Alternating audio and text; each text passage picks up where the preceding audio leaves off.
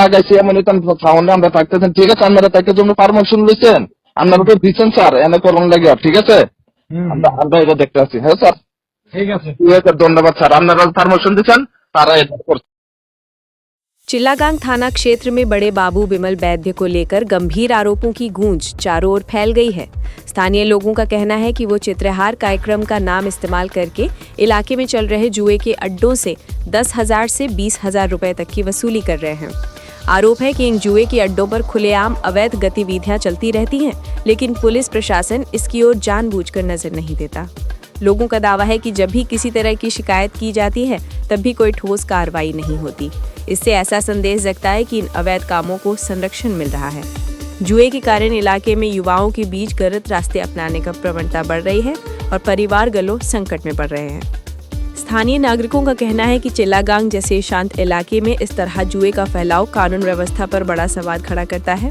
उन्होंने मांग की है कि बिमल वैद्य के खिलाफ लगे आरोपों की निष्पक्ष जांच हो, जुए के सभी अड्डों पर छापेमारी की जाए और दोषियों के खिलाफ कड़ी कार्रवाई की जाए। नागरिकों का स्पष्ट संदेश है, अवैध जुआ बंद हो और प्रशासन अपनी जिम्मेदारी निभाए। হ্যালো, হ্যালো, নমস্কার স্যার। নমস্কার। আমি উত্তর উকসুরি থেকে করতে আসি। হ্যাঁ বলেন, কি নাম জানি আপনার? আমার নাম বিরাজ মিয়া। আমি একটা কমপ্লেন করতে আসি স্যার আপনার কাছে। বলেন।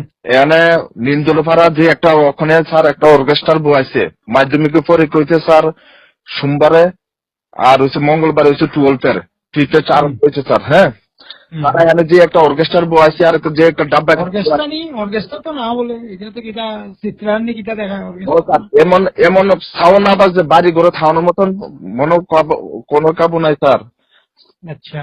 আর স্যার ডাব্বা বয়াইছে স্যার এখানে স্যার।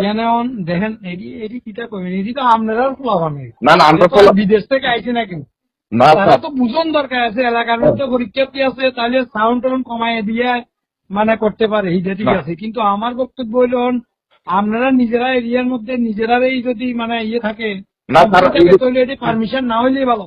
না স্যার, কইয়া দিতেন, এটা তো আরো ভালো। না আমরা পারমিশনই দিলাম না। ও স্যার, না এটা তো স্যার আমরা সোমবার থেকে পরীক্ষা আরম্ভ হয়েছে, আমরা তো এটা জিনিসটা জানি না। আমরা যদি একটা পেপার একটা আমরা যেদিনে ইয়ে হয়েছিল, মাহফিল হয়েছিল, এই দিনেই তো প্রোগ্রাম হওয়ার কথা ছিল স্যার। আমরা মাহফিলে মানে বেগাত হইব দেখে এটা তারা আবার সিস্টেম আছে, তারা রিকোয়েস্ট করছে, এরপরে কইছে যে স্যার আমরা 5 তারিখ না 6 তারিখ 5 তারিখ তাহলে কি স্যার আপনারা পারমিশন দিচ্ছেন স্যার? তারা লিখিত পারমিশন দিচ্ছে। হ্যাঁ, আপনারা দিচ্ছেন। হ্যাঁ, 12টার মধ্যে কমপ্লিট করবো, ঠিক আছে? না পারমিশন মধ্যে কমপ্লিট করবো, এটা এসডিবি থেকে প্রপার পারমিশন আছে। ঠিক আছে স্যার। তো আমি এখানে যারা অর্গানাইজার আছে তারা কমু সাউন্ড কমাই দিতে, ঠিক আছে?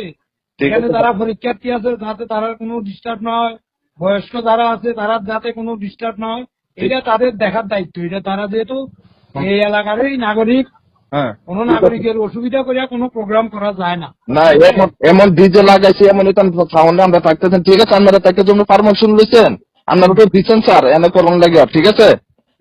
আমরা এটা দেখতে আছি। হ্যাঁ স্যার, ঠিক আছে, ধন্যবাদ স্যার। আপনারা পারমিশন দিচ্ছেন, তারা এটা করছে।